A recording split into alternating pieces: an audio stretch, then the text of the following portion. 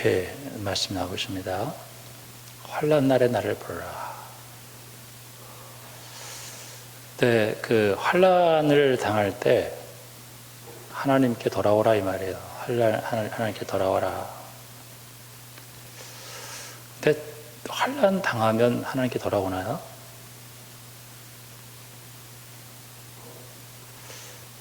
환난 당할 때 하나님께 돌아온다는 것은 은혜입니다. 타락한 인간은 아무리 얻어 터져도 돌아올 수가 없어요. 그게 인생의 불행입니다. 하나님께 돌아오게 만들어 주셔야 돌아온다는 거예요. 참 하나님의 은혜가 얼마나 귀한 점을. 예수님을 내가 믿었어요. 참 내가 예수님을 믿고 하나님을 만났다. 하나님의 종이 됐다. 저는 그리스도인의 자유는 죄에서의 자유예요.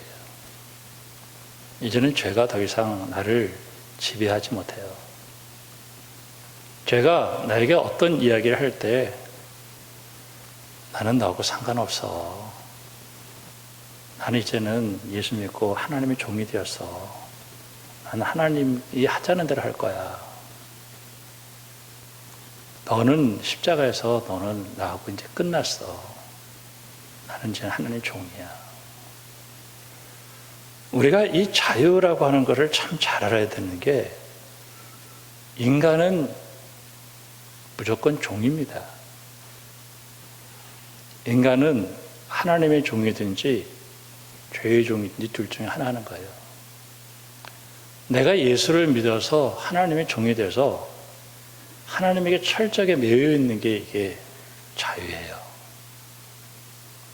제가 이 예수를 믿고 하나님에게 돌아왔다는 게 이게 얼마나 감사한지 몰라요. 말씀을 준비하면서 이제 성경 구절들이 막 떠오르죠. 로마서 10장을 보니까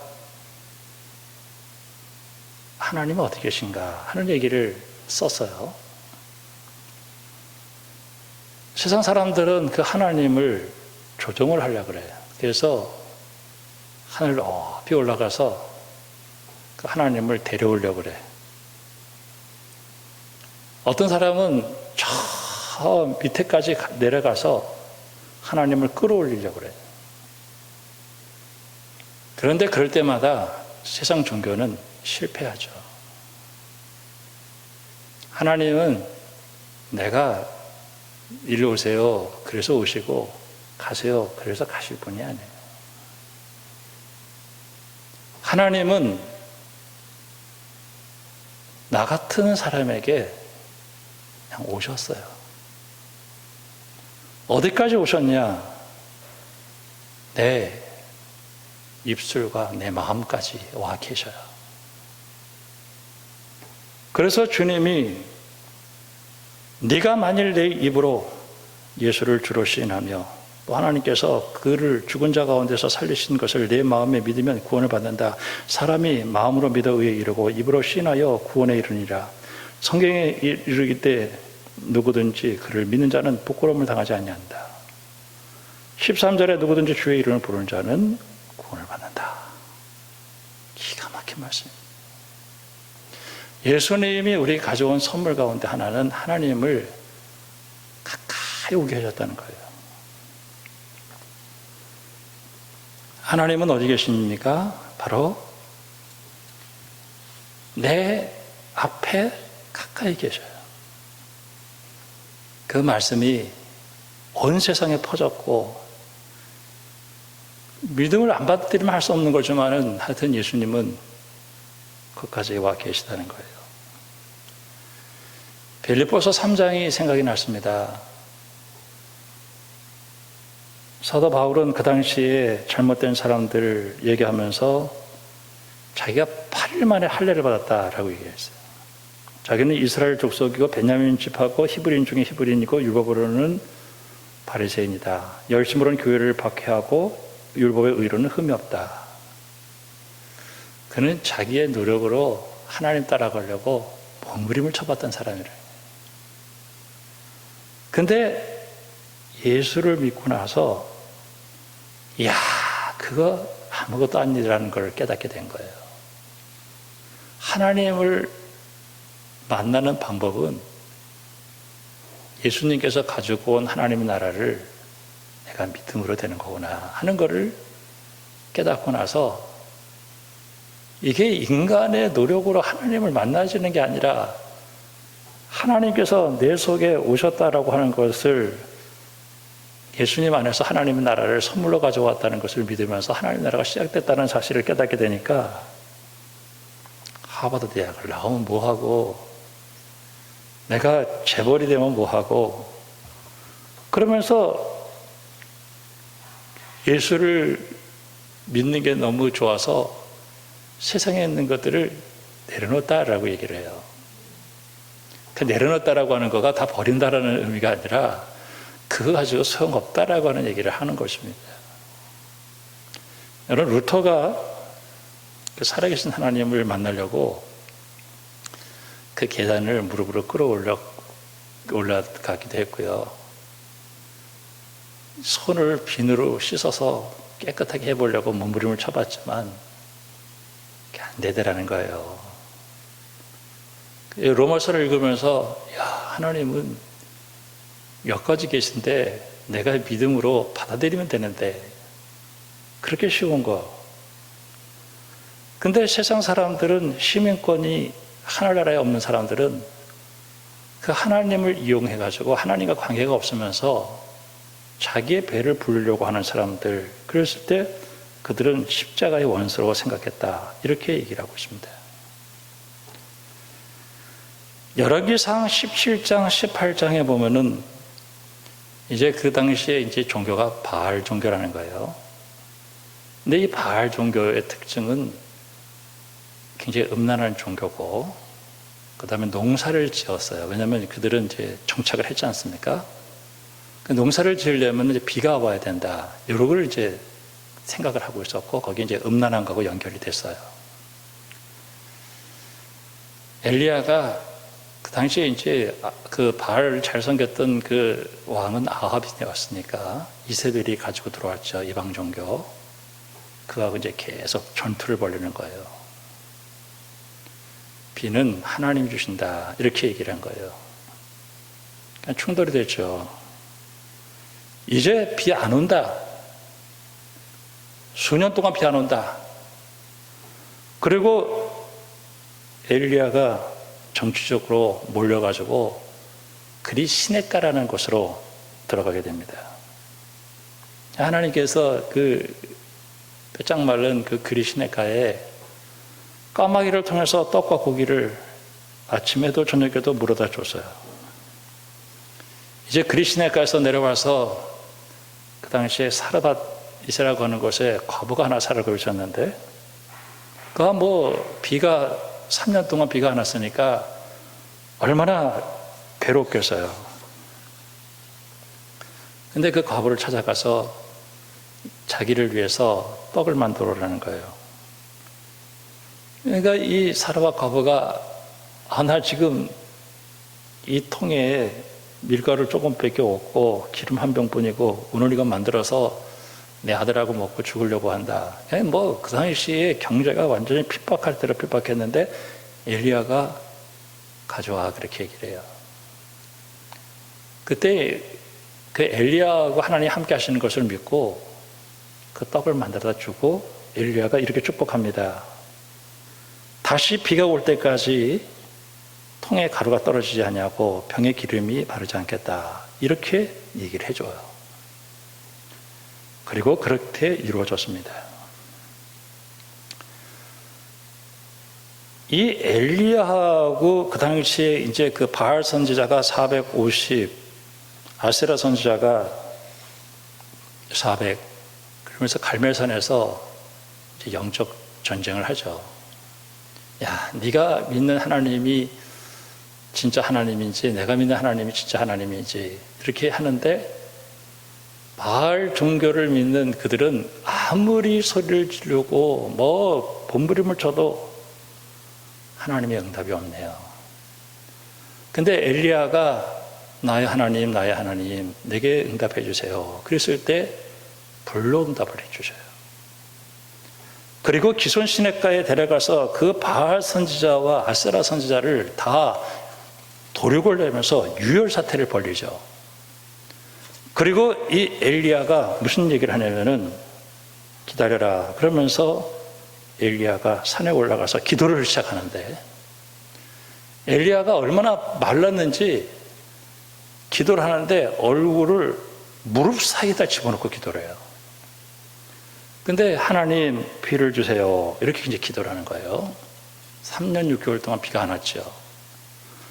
그 사환을 데리고 있었는데 그 사환에게 가서 야 저기 구름이 생겼나 보라 했더니 없어요.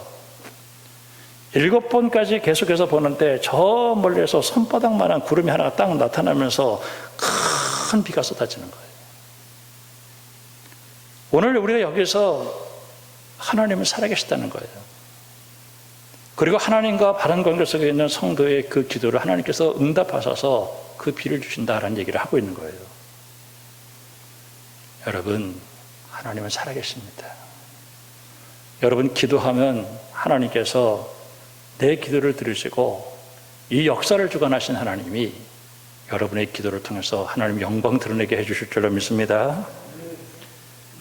요한복음 15장에 보면 나는 포도나무요 내 아버지는 농부다 그러면서 가지가 붙어 있더라고 이야기하면서 15장 7절에 너희가 내 안에 거하고 내 말이 너희 안에 거하면 무엇인지 원하는 대로 구하라 그러면 이루리라. 너희가 열매를 많이 맺으면 내 아버지께서 영광을 받으실 것이고 너희가 내 제자가 되리라. 그러면서 이 기도하면 열매를 맺는다는 얘기를 하면서 사랑의 열매를 맺는다는 얘기를 해요. 그러면서 너희가 서로 사랑하면 너희가 내 제자인 줄 알겠다. 그런 얘기를 하고 있습니다. 예레미야 33장에 보면은 이를 행하시는 여호와 그것을 만들어 성취하시는 여호와 그의 이름을 여호와라 하시는 이가 이같이 이르시되 너희는 내게 부르짖으라 내가 내게 응답하겠고 내가 알지 못하는 크고 은밀한 일을 내게 보이겠다. 요한계시록 8장에 보면은 8장 3절에 또 다른 사자가 와서 제단 곁에 서서 금향로를 가지고 많은 향을 받았으니 이는 모든 성도들의 기도와 합하여 보호자 앞 금제단에 드리고자 합니다. 우리 하나님은요 지금도 살아서 이 역사를 통치하고 계십니다. 우리가 이것을 조금 더 의심하면 안 돼요. 어떨 때 보면 하나님이 살아계시면 어떻게 이럴 수가 있을까 할 정도로 참 의심스러운 이 역사의 한복판 속에 살면서 하나님의 통치를 인정한다라고 하는 것이 얼마나 힘든지 몰라요. 그때 성도들이 기도를 합니다. 근데 그 기도에 대한 응답이 요한계시록이에요. 누가복음 18장에 주님이 뭐라고 말씀하시냐면 너희들 낙심하지 마라. 기도해라. 그러면서 그 도시에 하나님을 두려워하지 않고 사람을 무시한 한 재판관이 있었어요. 근데 그 과부가 하나가 있었는데 이 과부가 굉장히 억울한 일을 당했나 봐요. 그래가지고 이 재판관에게 찾아가서 내가 너무너무 억울한 일을 당했으니까 재판관님 제발 내 문제를 좀 해결해 주세요 라고 얘기하니까 이 재판관이 돈을 너무 좋아했어요. 하나님 두려워하지 않고 사람도 무시하는 사람이니까 오시겠겠습니까?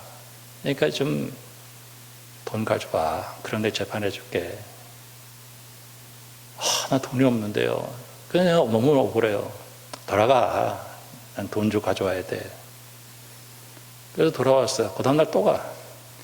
재판관님 왜 왔어? 나 억울한 일 당했어요. 좀 해결해 주세요. 돈 가져왔어? 돈이 없어요. 돈이 없어요. 그러나 너무 억울해요. 내가. 돌아가. 이 과부가 매일 찾아가는 거예요. 알았어. 지겨워. 그래, 해결해 줄게. 그러면서 이 비유를 들으면서 7절에 하물며 하나님께서 밤낮 부르짖는 택하신 데 원한을 풀어주지 않겠느냐. 절대 낙심하지 말라는 거예요. 저는 예수를 믿으면서 나에게 주어진 주님의 축복 가운데 하나가 내가 기도하면 하나님께서 주신다는 거예요. 마태복음 7장에 구하라 그러면 너에게 주실 것이요 찾으라 그러면 찾아낼 것이요 문을 두드리라 그러면 너에게 열릴 것이니 구하는 이마다 찾을 것이요 찾는 이마다 찾아낼 것이요 두드리는 이에게 열릴 것이다. 누가 너희 중에 아들이 떡을 달라 하는데 돌을 주며 생선을 달라는 뱀을 줄 자가 있겠느냐. 야고보서 5장에 보면 너희 중에 고난받는 자가 있느냐 그는 기도할 것이요 즐거워하는 자가 있느냐 그는 찬송할 것이다. 너희 중에 병든 자가 있느냐 그는 교회 장로들을 청할 것이요 그는 주의 이름으로 기름을 바르며 그를 위하여 기도할지라. 믿음의 기도는 병든 자를 구원하리니 주께서 그를 일으키시리라. 하나님께 기도할 수 있다는 것이 얼마나 고마운지 몰라요. 때때로는 조용히 하나님과 나와의 관계 속에서 기도하면 하나님께서 역사하시는 거예요. 여러분, 기도하면 하나님께서 응답하십니다. 사무엘상 1장 성경을 읽을 때 1장을 잘 읽어야 돼요. 1장에 보면은 사무엘상 1장에 한나라는 여자가 나와요. 근데 그 남편은 엘가나야. 근데 이 한나가 결혼했는데 임신을 못해요. 그게 뭐예요? 불안하잖아요. 그 시대의 불안함을 그렇게 표현하고 있는 거예요. 근데 이 엘가나에게 후처가 있는데 분인나인데 자식이 있네요. 이 분인나가 한나를 괴롭게 했어요. 그러니까 남편이 여보 내가 너무너무 힘듭니다. 저 첩이 들어와가지고 저게 나를 그렇게 힘들게 하니까 내가 너무 괴로워요. 이렇게 얘기를 했어요. 야 괜찮아. 내가 너를 사랑하고 내가 저 분인나보다도 너한테 갑절로 너를 사랑하니까 나 그래도 너무 힘들어요. 그래서 이제 울고 하다가 한나가 어디를 가냐면은 기도를 하러 가는 거예요. 기도하다가 방언을 받고 그러면서 기도하다가 응답을 받죠. 엘리 제사장이 그래 가거라 이렇게 얘기하고 동침을 하고 임신을 했는데 그게 사무엘이잖아요. 그 1장에서 얘기하는 것은 뭐예요? 앞으로 이 역사를 주관하시는 분은 능력의 하나님, 전능하신 하나님인데 그 기도하면 하나님께서 그 자식을 주는 것처럼 이 역사는 하나님의 능력으로 되어진다는 것을 오늘 우리에게 보여주시는 말씀이 사무엘 1장에 되어지는 거예요. 다니엘 6장을 보면은 다니엘이 이 바벨론 포로로 끌려갔잖아요. 그 포로를 끌려간 그 상태 속에서 남의 나라에 가가지고 고급 공무원으로 있는데 왕을 4명을 섬기는데 그 관리를 섬기면서 흠이 하나도 없는 거예요. 다리오 왕 때 고관이 120명이 120도를 다스리고 있었어요. 그 중에서 3명을 총리로 뽑는 일이 있었어요. 그때 다니엘이 후보가 되는 거예요. 근데 이 다니엘을 꺾어버려야 되겠거든. 근데 다니엘은 하나도 흠이 없어요. 사람이 어떻게 그렇게 흠이 없는 사람이 있을까 할 정도로요. 근데 다니엘에게 한 가지 약점이 있어요. 그는 예루살렘을 향해서 창을 열어놓고 3번씩 꼭 하나님 앞에 기도를 했단 말이에요. 기도하는데 됐다.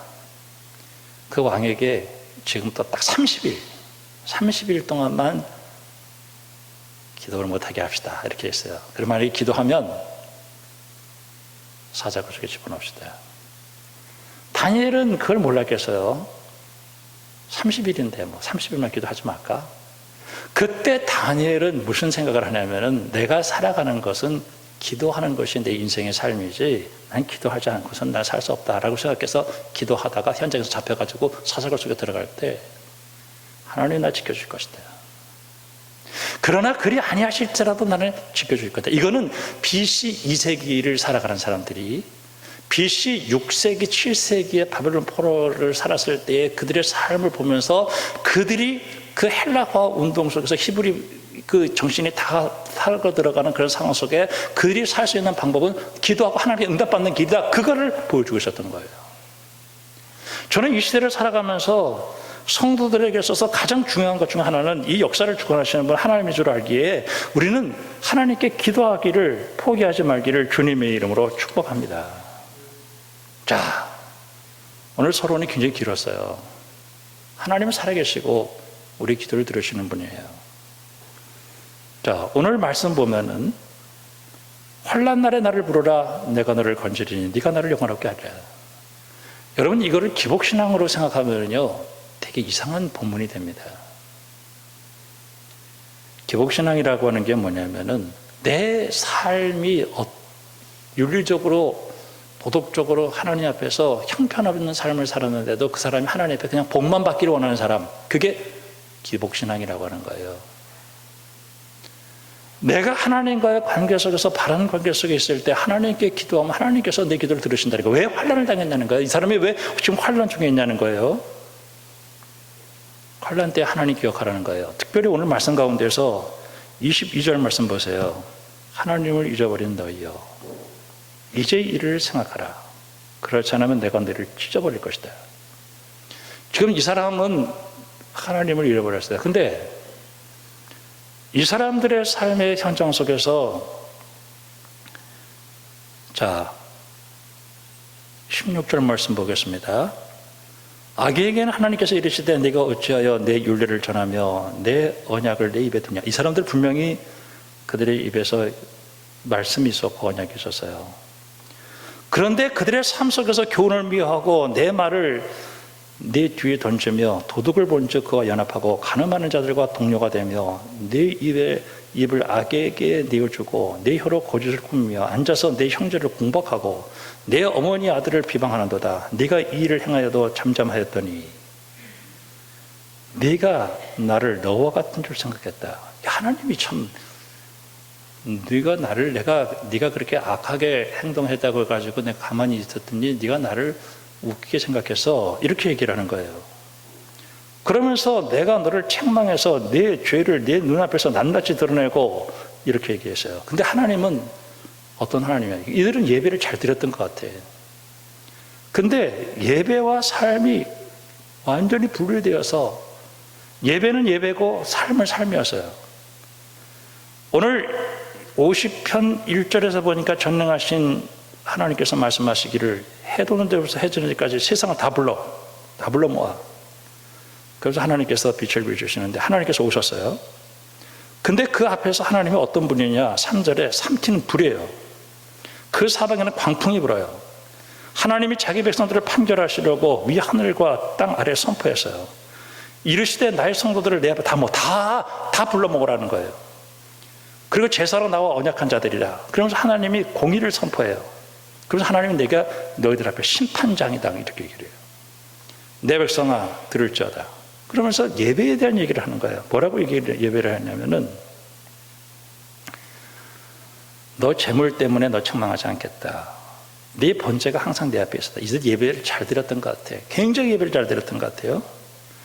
그런데 네가 네 집에서 수소나 네 우리의 수염소를 가져가지 아니하리니 이는 살림의 짐승들과 무산의 가축이다. 내가 하나님이 니네들 주는 헌금 이런 것 때문에 그런 하나님이 아니다. 내가 이 천지 만물에 있는 모든 짐승들, 산에 있는 가축들, 산에 있는 새, 모든 것 짐승들 다 내 거다.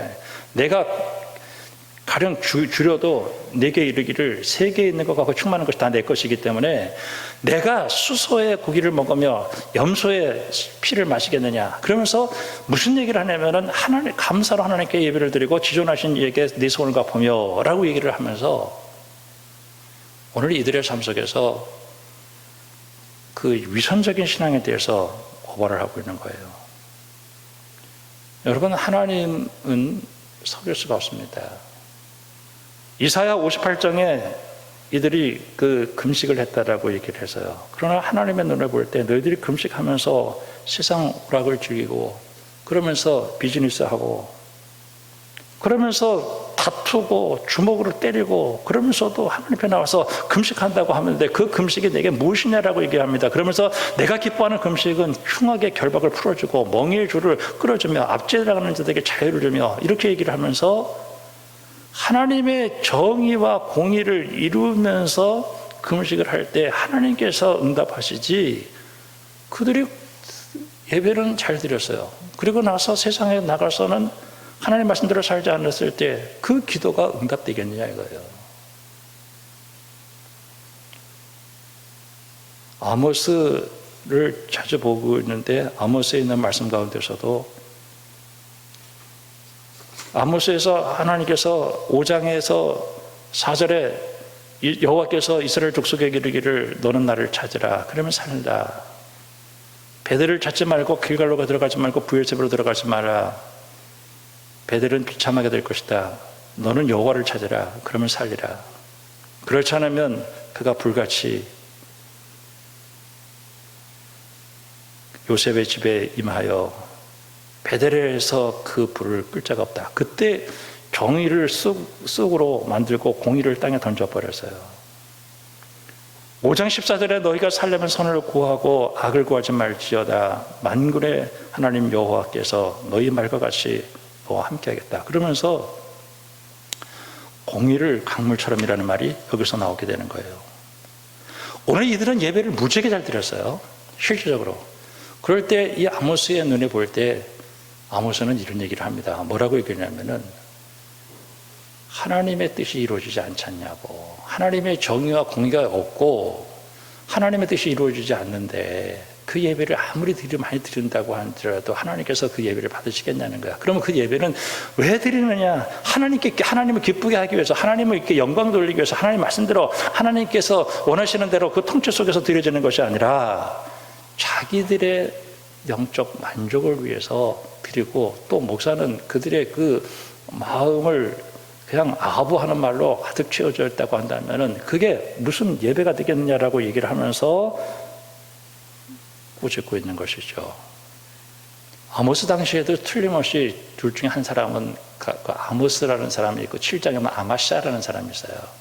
그때 아모스가 가서 그런 얘기를 했을 때 너 말하지 마. 너 앞으로 그런 소리 하지 마. 너 뭐 이 나라가 망해? 무슨 소리야? 너 망해? 너 왕에게 얘기했지. 너 정치범이야. 그래가지고 그 아모스가 아마샤가 아모스를 공격을 하는 게 있었어요. 예레미야에서도 보면 하나냐라는 사람이 나와요. 거기하고 예레미야하고 이렇게 대립이 되는데, 예레미야는 이 민족이 하나님 앞에 돌아오지 않았기 때문에 70년 동안 바벨론 포로로 끌려가서 살아야 된다라고 얘기했을 때, 하나냐가 웃기는 소리 하지 마라. 2, 3년만 살다 돌아온다. 이렇게 얘기를 해요. 그때나 지금이나 항상 오늘 우리에게는 이게 가짜가 있고 진짜가 있구나. 여러분, 하나님 말씀을 보면서요, 정말 하나님의 뜻을 잘 분별하는 여러분들의 얘기를 주님의 이름으로 축복합니다. 그러면서 환난 날에 나를 부르라. 이 말이 무슨 말일까요? 환난 날에 내가 이 세상에서 해야 될 일은 딱 한 가지밖에 없어요. 주님께 돌아오는 것이라는 것입니다. 여러분, 믿음의 사람들이 되기를 주님의 이름으로 축복합니다. 세상에서는 두 주인을 섬길 수가 없어요. 한 주인을 섬기고 두 주인을 섬길 수 없다라고 이야기를 하고 있습니다. 오늘 15절 말씀을 우리가 환난 날에 나를 부르라 했을 때, 이들이 왜 이 환난 날을 당했는가? 이들은 하나님과의 관계 속에서 외적으로는 종교적인 행위를 했지만은 실제적으로 자기들의 삶 속에서는 엉망으로 살았던 거예요. 그래서 환난을 당했어요. 이제는 하나님께로 돌아와야 될 때라고 얘기를 하고 있습니다. 저는 한국교회를 보고 또 총회를 보고 노회를 보고 또 작은 교회를 보고 할 때마다 참 하나님 어디 계신가? 어떻게 위로 올라갈수록 하나님 더 안 계신 것 같고 더 암담하고 그래 보여요. 그래도 성도들은 아무것도 모르지만 그래도 새벽에 밤에 그리고 참 골방에서 집에서 예수님의 십자가를 붙들고 기도하는 그 성도들 때문에 하나님께서는 이 날을 지켜준다고 저는 지금도 생각하고 있어요. 창세기 4장에 보면은 가인이 예배를 드리러 올라가고 아벨이 예배를 드리러 올라가요. 근데 이 하나님께서는 누구 예배를 받았냐면은 아벨의 예배를 받아요. 근데 외적으로 봤을 때 가인이 왜 화가 났을까? 가인의 예배가 화려했거든요. 굉장히 화려했죠. 뭐 시설도 그러고 굉장했죠. 화려하고 굉장했어요. 그러니까 하나님이 아벨의 예배를 딱 받네요. 가인이 열을 받는 거예요. 힘들죠. 그래가지고 그 아벨을 딱 때려 죽였어요. 왜 가인이 하나님 앞에 예배를, 하나님이요, 가인은 지 멋대로 이렇게 하면 하나님 좋을 거라고 지가 생각한 거죠. 자기 방법대로 드렸던 거예요. 아벨은 하나님이 하라는 대로 한 거예요. 정확하게. 그리고 어리석은 것처럼 보였지만은 하나님은 그 중심을 보시고 아벨의 예배를 받으셨어요. 마태복음 27, 23장에 보면은 하나님께서 그 당시에 바리새인들, 그 종교 지도자들을 향해서 돌아오라고 얘기를 해요. 돌아오라고 얘기를 해요. 그때 이들은 돌아올 수가 없는 거예요. 돌아올 수가 없었어요. 그때 하나님께서 활실진저 를 7번이나 계속해서 반복하시면서, 그러면서 주님께서 뭐라고 얘기하냐면은 예루살렘아 선자들을 죽이고 내게 돌로 파송된 자를 돌로 치는 자여, 암탉이 그 새끼를 날개 아래 품같이 네 자녀를 모으려고 한 일이 몇 번이 됐더냐. 그러면서도 계속해서 돌아오라고 이야기하고 있어요. 누가복음 14장에 어떤 부자가 큰 잔치를 벌였어요. 그리고 돌아오라고 얘기를 했어요. 그 잔치에 참여했을 때 사람들이 간다 그랬어요. 근데 막상 잔치를 벌여놓고 2차 초청했을 때, 나는 밭을 샀습니다. 나는 농을 샀습니다. 나는 동물을 샀습니다. 나는 장가 가야 됩니다. 나는 시집 가야 됩니다. 그러면서 일제히 거절하는 거예요. 그때 예수님께서 뭐라고 말씀하시냐면, 그 주인이 뭐라고 말씀하시냐면, 길거리 돌아다니면서 가난하고 병들고 이런 사람들 다 데려다 강권하라는 말을 해요. 강권.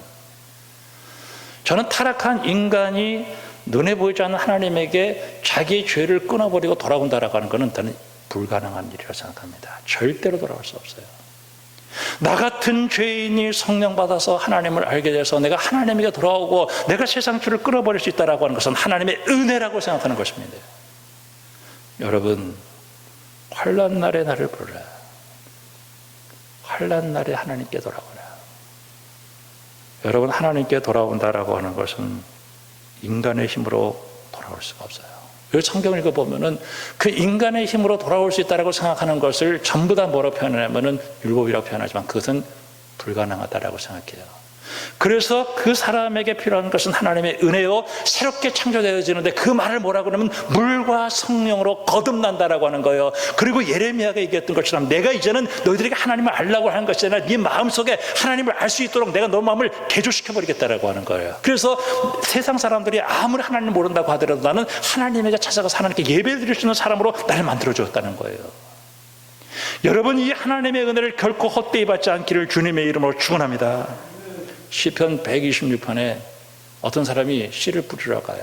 그냥 눈물을 뿌려. 근데 씨를 뿌릴 때마다 다 그냥 홍수가 나서 그냥 다 휩쓸려 가는 거예요. 근데 그 홍수가 나서 다 휩쓸려 가는 그런 가운데서도 그 어떤 씨가 그냥 다 박여가지고 그냥 거기서 열매를 맺게 되는데, 그 열매를 맺을 때 울면서 씨를 불어나간 자가 단을 반드시 기쁨으로 가지고 곡식으로 돌아온다. 이 얘기는 무슨 얘기냐면은 바벨론 포로로 끌려갔을 때 이제는 이 사람 망했구나 했지만은 그 가운데서도 하나님께서 기적을 일으켜줘서 돌아오게 해주신다는 거예요.